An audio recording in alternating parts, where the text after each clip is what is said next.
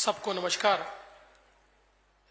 BGS के इस राष्ट्रीय अधिवेशन में मंच पर उपस्थित मेरे सहयोगी चंद्रकांत दादा पाटिल, हमारे जिन्होंने बीजीएस से मुझे इंट्रोड्यूस किया, ऐसे हमारे शांति भवन मुथा जी, हम सभी के लाडले अभिनेता, लेकिन मैं उनको केवल श्रेष्ठ अभिनेता के रूप में नहीं मानता, तो एक श्रेष्ठ व्यक्ति के रूप में मैं उनकी ओर देखता हूं। ऐसे मेरे मित्र श्री आमिर खान जी और पानी फाउंडेशन में उनके साथ काम करने वाले हमारे भाई सत्या जी, मंच पर उपस्थित आदरणीय वल्लभ भंसाली जी, मेरे सहयोगी प्रशांत बम्ब जी, माधुरी मिसाल, राजेश मेहता जी, राजेश जैन जी, नरेंद्र जैन जी, कनन मोदगलिया जी, प्रफुल्ल पारक जी, राजेंद्र लुणकर जी, नंदकिशोर सांखला जी, हमारे विधानसभा के सहयोगी भीमराव अण्णा तापकीर, सुनील जी कांबळे, योगेश जी टिळेकर, परिणय जी फुके, मंच पर उपस्थित श्री बाबा मिसाल जी, राहुल शिवाळे जी, प्रवीण चोरबले जी, सभी मंचासीन महानुभाव और यहां पर उपस्थित सभी बहनों और भाइयों, सबसे पहले पूरे भारत से यहां पर पधारे हुए भारतीय जैन संगठन के सभी पदाधिकारियों का, सदस्यों का महाराष्ट्र की इस धरती पर मैं बहुत बहुत स्वागत करता हूं, अभिनंदन करता हूं। मुझे बहुत खुशी है कि इस साल ये राष्ट्रीय अधिवेशन भारत की सांस्कृतिक राजधानी पुणे में हो रहा है और मैं अपेक्षा करता हूं कि पुणे ने आप सभी का बहुत अच्छा स्वागत किया होगा। वैसे भी हमारे शांति भाव जहां होते हैं वो मैनेजमेंट गुरु है, तो उनका मैनेजमेंट तो अच्छा ही होता है, तो निश्चित रूप से ये कार्यक्रम भी बहुत अच्छे तरीके से संपन्न हुआ होगा। मैं हमेशा जब हमारे जैन समाज के कार्यक्रम में जाता हूं तो मैं इसलिए खुश होता हूं और मैं हमेशा कहता हूं कि ये केवल एक समाज का कार्यक्रम नहीं है, ये भारत के जीडीपी का कार्यक्रम है।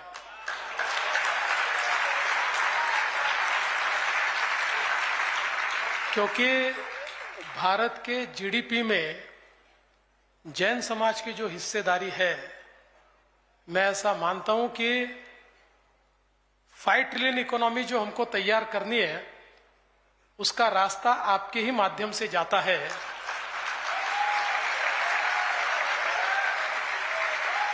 लेकिन इसमें सबसे महत्व की बात यह है कि जो भगवान महावीर जी ने जो हमें तत्व दिए, हमारे जो तीर्थंकरों ने हमको तत्व दिए, उन तत्वों में सिर्फ लेना नहीं है, उसमें लेने से ज्यादा देना है। और जैनों ने इस तत्व को हमेशा एक प्रकार से कार्यान्वित किया है और इसलिए हमारा जैन समाज जितना कमाता है उससे ज्यादा देना जानता है और इसलिए देने वालों में हमारे जैन समाज का नाम आता है। और भारतीय जन संगठन का कार्य जब मैंने बहुत करीब से देखा, हमारे शांति भाव यहां पर है और निस्वार्थ सेवा जिसको हम कह सकते हैं। देखिए, हम हमेशा कहते हैं कि पश्चिमी तत्वों में और हमारे तत्वों में अंतर क्या है, तो पश्चिम के तत्व, पश्चिम के मूल्य, ये सर्वाइवल ऑफ द फिटेस्ट की बात करते हैं। जो फिट होगा वो सर्वाइव करेगा, जिसमें ताकत होगी वो जिएगा।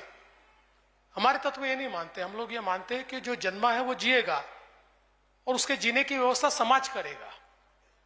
इसलिए केवल फिट नहीं, तो समाज में जो फिट हो, जो कमजोर हो, जिसमें कोई बीमारी हो, जिसमें कोई शारीरिक व्यंग हो, ऐसे हर आदमी को जीने का उतना ही अधिकार है और ये समाज की जिम्मेदारी है कि समाज उसके लिए व्यवस्थाएं खड़ी करे। इन तत्वों को मानने वाले हम सब लोग हैं और इन तत्वों को यथार्थ में लाने का काम अगर कोई करता है तो हमारी भारतीय जैन संगठना करती है, ये मैं यहां पर कहना चाहता हूं। चाहे फिर वो हमारे आत्महत्याग्रस्त किसानों के बच्चों की शिक्षा का विषय हो, चाहे वो पानी का विषय हो, चाहे वो मूल्यवर्धन का विषय हो, ये हर विषय अपने आप में ऐसा है जो समाज निर्माण का काम करता है।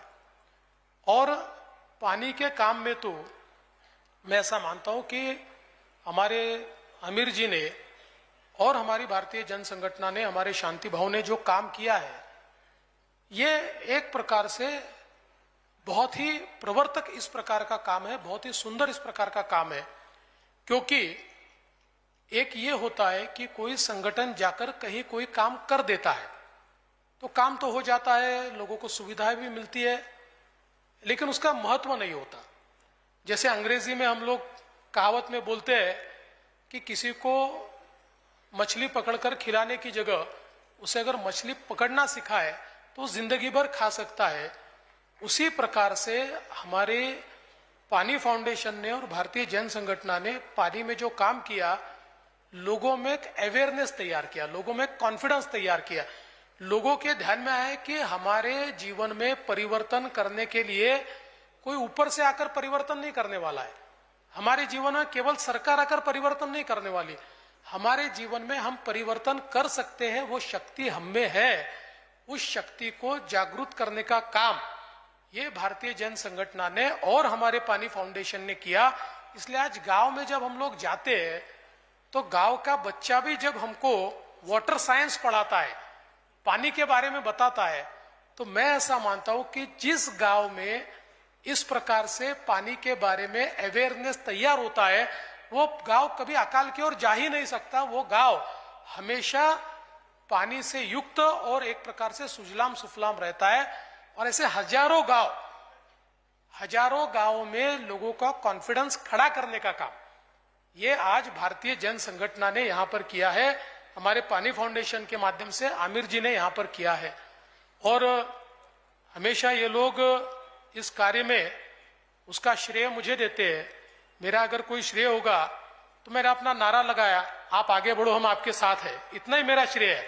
जमीन पे उतरकर इन्होंने काम किया, बाकी हम तो कार्यकर्ता जैसे नारे लगा रहते हैं, आप आगे बढ़ो हम साथ हैं, तो इसमें मेरा तो कोई बहुत श्रेय नहीं है। हाँ, इतना मैं जरूर कह सकता हूं कि मुझे यह ध्यान में आया कि अगर किसानों की आत्महत्या समाप्त करनी है तो जब तक हम लोग पानी की समस्या को हल नहीं करेंगे, जो महाराष्ट्र 50% से ज्यादा अवर्षण प्रवण है, 50% से ज्यादा महाराष्ट्र ये हमेशा अकाल में रहने वाला महाराष्ट्र है, इसमें वाटर कंजर्वेशन ये एक ही चीज है कि जो महाराष्ट्र को इस बीमारी से बाहर निकाल सकती है। और इसलिए इस मूवमेंट को हमने आगे बढ़ाया और मुझे बहुत खुशी है 2020 में केंद्र सरकार ने पूरे भारत का एक वाटर टेबल का रिपोर्ट जारी किया।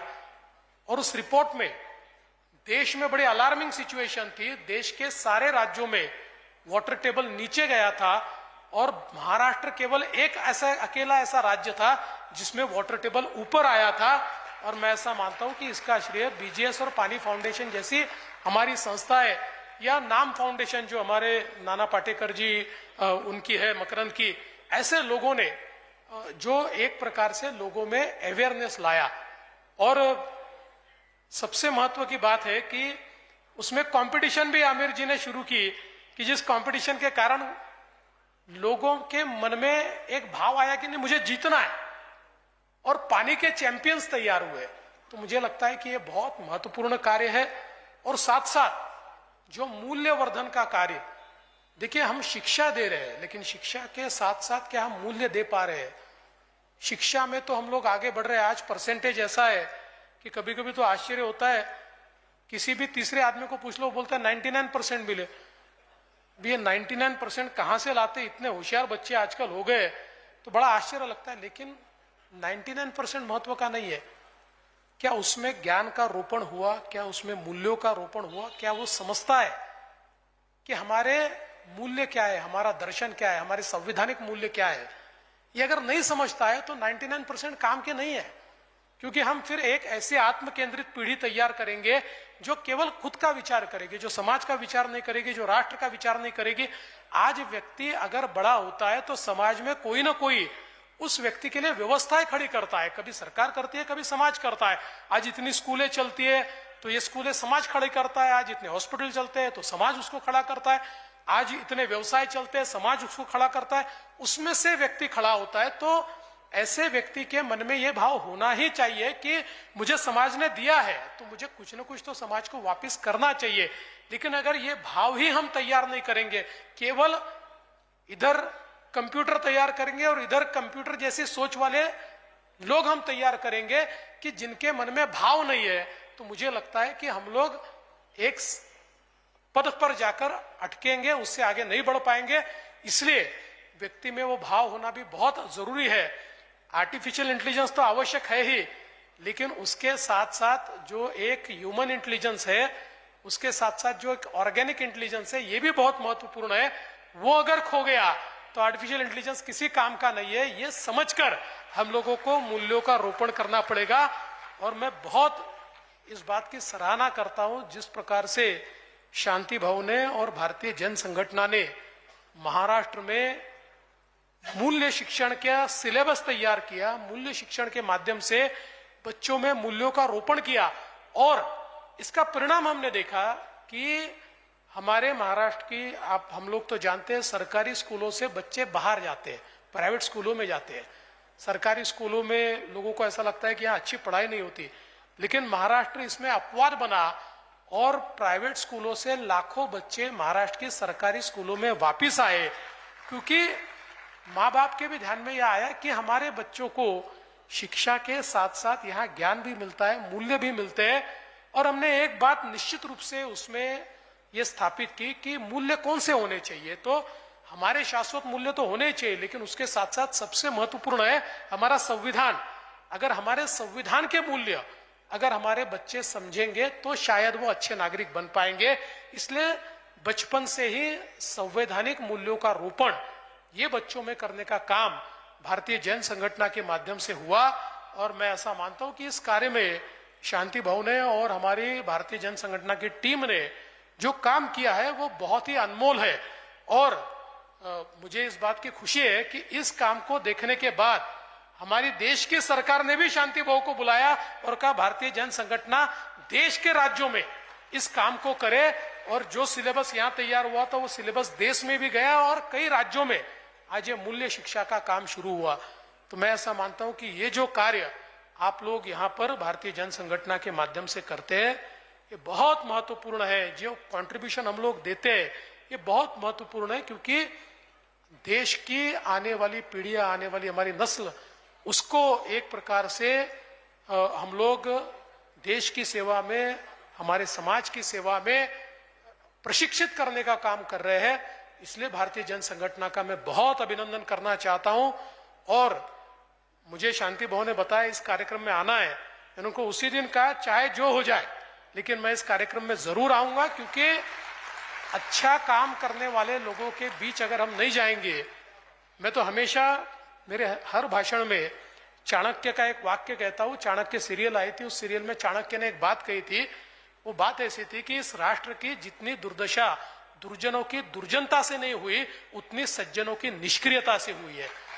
इसलिए जहां जहां सज्जन शक्ति है वहां वहां जाकर सज्जन शक्ति को प्रोत्साहित करना, सज्जन शक्ति के पीछे खड़ा होना, यह हमारा फर्ज है। उस फर्ज को निभाने के लिए मैं यहाँ पर आया हूँ। आप इसी प्रकार से काम करते रहिए। आपके पीछे पूरी शक्ति के साथ, पूरी ताकत के साथ हम खड़े हैं और हम लोग नारा लगा रहे। आप आगे बढ़िए, हम आपके साथ हैं। बहुत बहुत धन्यवाद। जय जिनेंद्र।